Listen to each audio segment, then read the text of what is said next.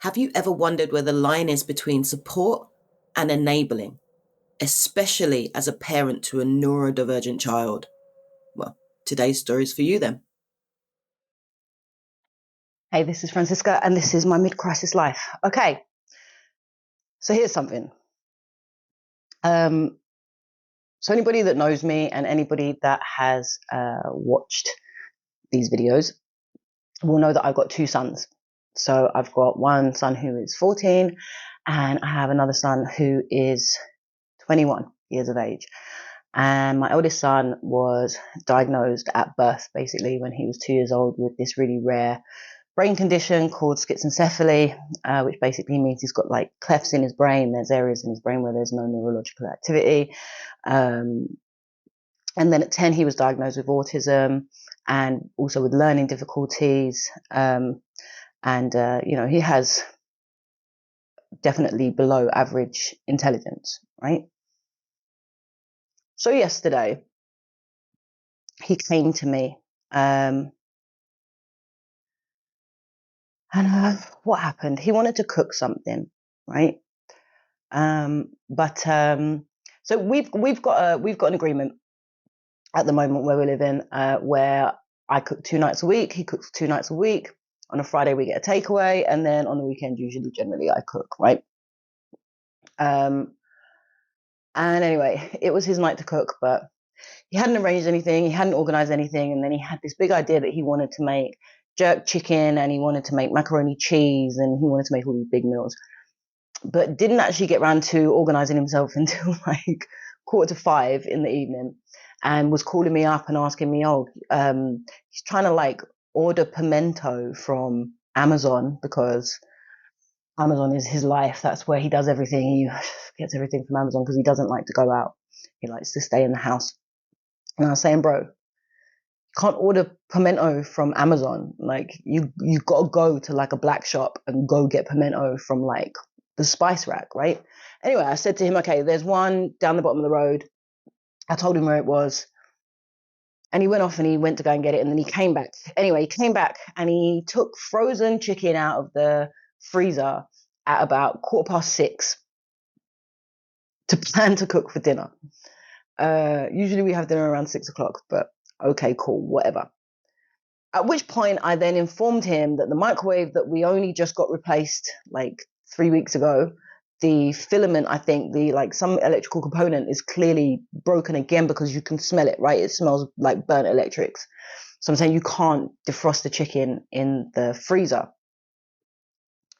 So he's stressed now because one of the things that really he struggles with is like sequencing, and he also struggles with being interrupted.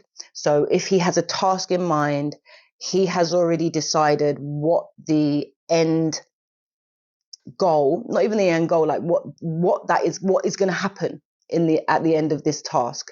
He's decided it's going to go 1, 2, 3, 4, 5, and that's where he's going to be. If at 3 he gets interrupted, or it verges off and it becomes like 3A, 3B, 4B, whatever, in this direction, it stresses him out. So obviously it's a massive thing now that he can't defrost the chicken in the microwave. So he says, well, I'm just going to marinate the chicken frozen and see how we go. And I'm like, yeah, you can't do that. You can't cook frozen chicken. The chicken needs to be like thawed all of the way through, and then you need to marinate it, and then you can cook it. Now, because I'm the person that is now interrupting this process, I am now the enemy, right? And this happens all the time with my son. I am his world, I am his deity, and I am also his nemesis. I'm the person he comes to for absolutely everything, every single question, every single thing. Like, for example, hey, Mum, is there a different spice that you can use instead of Scotch bonnet? And I'm like, I don't know, like, look it up, right? But rather than look it up, rather than try any other way of figuring anything out, I'm the go-to. I'm the go-to with everything. Anyway, we had this humongous row in the kitchen because now I am evil incarnate because I've told him that you can't marinate frozen chicken. Oh. And he does not like that. And I said to him, you know what, bro? Like, I'm done with this shit, man. Like, I'm over it. Yeah. Drop me the fuck out, right? Because this is the same shit that happens all the time. You tell me that I'm the problem, but I'm not the problem. Reality is the problem. Yeah. I'm just bringing reality to you. Yeah. And giving you reality, and you don't want to live in reality. You want your reality to be the truth. Now, if you want that to be the case, then you know what? Don't fucking ask me. Don't ask me, because you're not going to get false reality from me. You're going to get the fucking truth. And I gave him the example of, for example, he's decided he wants to go back to college. He wants to draw. He's a very talented drawer, but he hasn't drawn for a long time, right? So he's rebuilding his skills. Every single piece of work that he does, he comes to me, Mummy. He's 21. He still calls me Mummy. Mummy, look at this. What do you think of this? Now, I could say 10 amazing things about that drawing, but the minute that I say, but you know what, babe, I think you need to work a little bit on the perspective of this because it doesn't quite look how you want it to. That's it, mate. He's off. Like, that's it. I'm the enemy now. Like, and he feels vindicated in being able to talk to me like I've insulted him personally, which is, I get it. It feels like a personal insult to him. I get that, right? But he feels vindicated in being able to talk to me like that now because I've brought reality to him. So yesterday I said to him, listen to me, yeah? You need to deal with your fucking issues. Yeah. You need to deal with your chip on your shoulder. Yeah. And your issues with self-worth, your feeling of not being good enough. Yeah. Because you need to build your fucking emotional resilience, bro. Like, you're 21 years of age and the world is not going to say to you, well done. You did amazing when you didn't. Like, you need to be able to have enough emotional resilience to be able to deal with some level of criticism, some constructive criticism. I said, if not, don't fucking come to me. You know who you want to go to? If all you want to hear is, that's amazing, Joshy, you're so good, Joshy, such a good, wow, that's so good. Go to your grandmothers, because they love to do that shit to you. Like, no matter how terrible something is, they'll tell you that you're fantastic. They will never question you. They will never judge you. They will never tell you the truth. They will lie to your fucking face. Yeah. Lie to your fucking face. Yeah. Because when it comes down to it, they don't respect you enough to think that you can handle the truth. And if what you want is you want someone to stand up in your face and lie, yeah, and make you think that something is something that it's not, and then you go out into the real world and find someone whose opinion actually fucking matters, like, you know, your tutor or whatever in college, and then be hit with the truth of the reality, okay, go do that then. I said, but what you need to realize, son, is you need to realize that the reason I tell you the truth is because I respect you enough to believe that you can handle it. I respect you enough to tell you, to bring you reality. Yeah. And these other people who are yes men, who are fucking nodding dogs, they don't fucking respect you. They think you're too stupid. They think you're too disabled. They think you're too low intellect to be able to handle the fucking truth. So you need to look at your perspective and you need to think about whether or not what I'm doing is a gift or whether it's a blessing, whether it's a lesson, or whether you think that I'm just trying to tear you down. And it reminded me of this parenting program thing that I went on when Josh was maybe 10 or 11 years of age. And it was with a lot of other parents who had autistic children. And I sat there in that room and I listened to these parents talk about how they were adapting their entire lives, right, to never have to confront their children with reality. It just fucking pissed me off in the end. So I remember I ended up saying to them, I get all of this and I understand that they're neurodiverse and I understand that things are more difficult for them. And I get that we have to meet them where they're at. But also at the same point, like at the same time, isn't there a point at which we need to parent our children? And I gave them the example. So for example, Josh, when he was younger, he refused point blank to ever get into the shower. In his head, his reality was that he was going to get in the shower and that he was going to be scalded, he was going to burn, he was going to die. He was literally going to die in the shower. And it didn't matter what I did, yeah? I could stand there with my arm underneath the water for 20 minutes going like, I seem all right, right? It's not that hot, is it? Like, and he'd be like, okay, so get in the shower. Because his truth, his reality meant that he was going to fucking die if he went and stood under that shower. And you know what? One day I'd had enough, yeah? And I picked my son up and I put him under the fucking water. And you know what? I'm not going to lie. For those 15 seconds, when I picked him up and I put him under that water, it was traumatizing for him. Like, I mean, of course it was traumatizing for him. He thought he was literally going to die. He thought his skin was going to melt off and he was going to burn and he was gonna, I don't know, evaporate or whatever underneath this acid water that was coming out of the shower. So I get that it was traumatizing. But at the same time, once he was actually in the situation, he realized in that moment, from the actual reality, the consequences of what had happened. Oh, okay, cool. This is all right, actually. Like, nothing's happened. I'm fine. I'm under the water. Everything's okay. And you know what? Now my son don't even take baths. He don't want to take a bath. He gets in the shower every single fucking time. And I guess the thing is, right, it makes me think about parenting. And it makes me think about particularly parenting children with disabilities. I think that parents of children with disabilities, they really struggle to find that balance, right?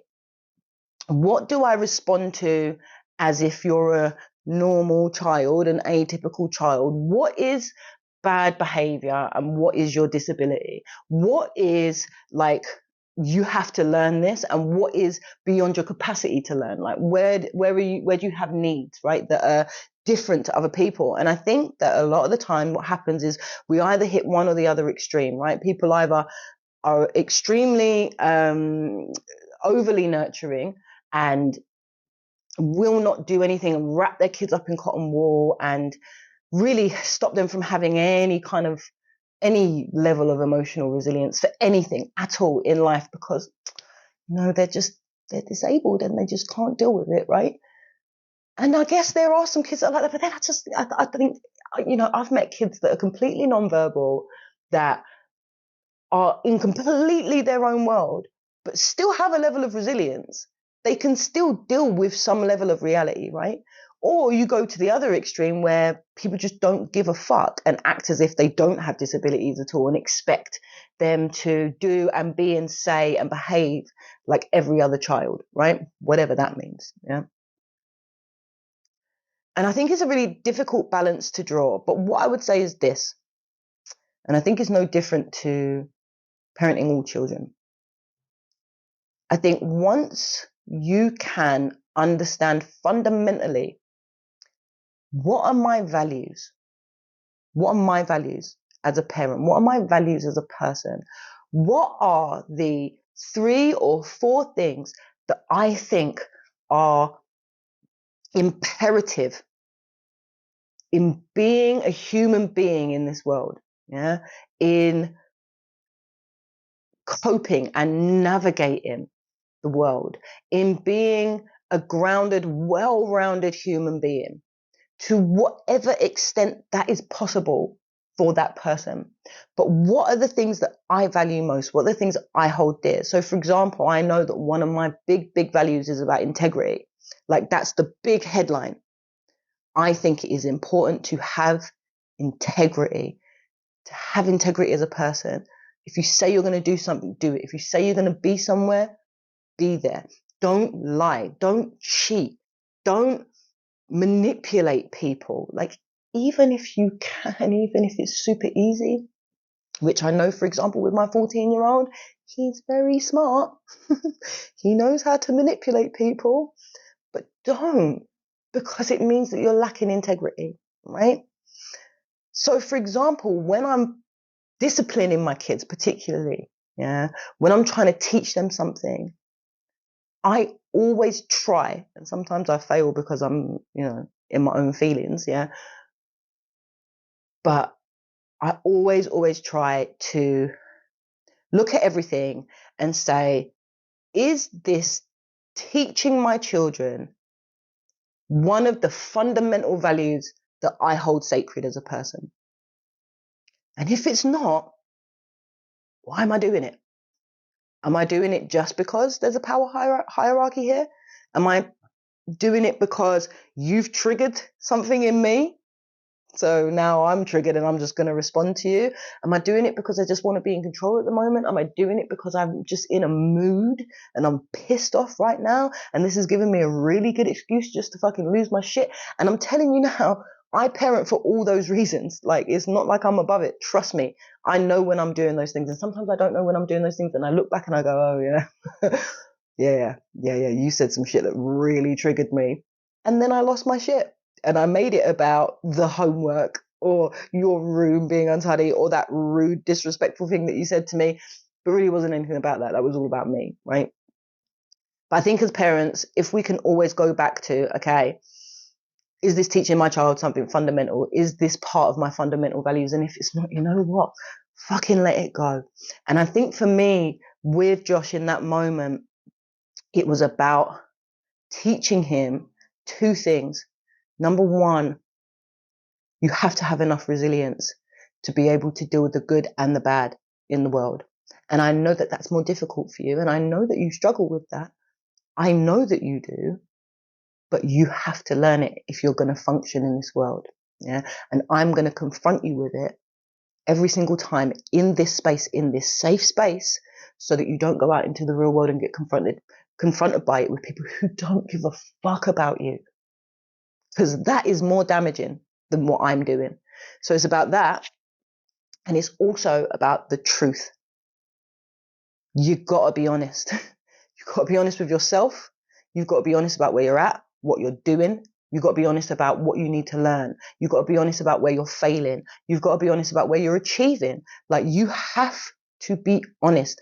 The truth is the only freedom that you will find in this world. And if you cannot accept the truth from someone who loves you, and you cannot confront yourself with the truth, someone who does not love you is going to confront you with the truth at some point, and you're not going to be able to handle it.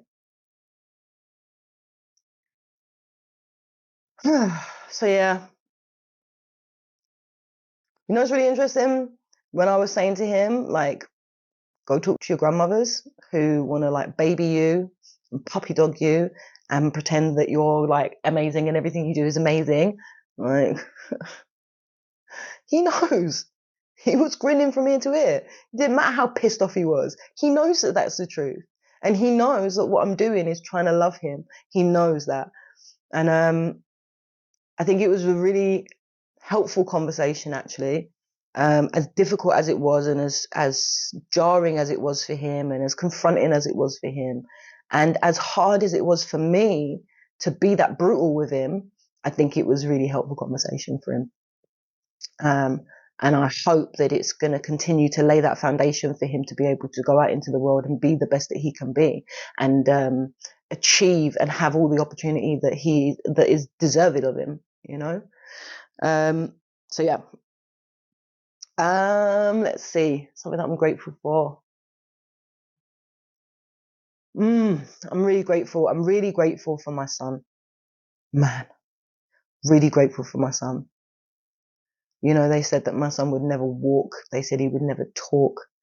They said that he would never have any quality of life. They said he was just basically going to be a vegetable, a sack of potatoes sitting there, glazed over in his own world, locked in his own world. And I'm just so grateful that he made the decision in himself somewhere to not be that, to fight, to be more pushed. And his brain found new ways around stuff and reordered and rewired itself so that he could be here and he could be present and he could have these challenging conversations.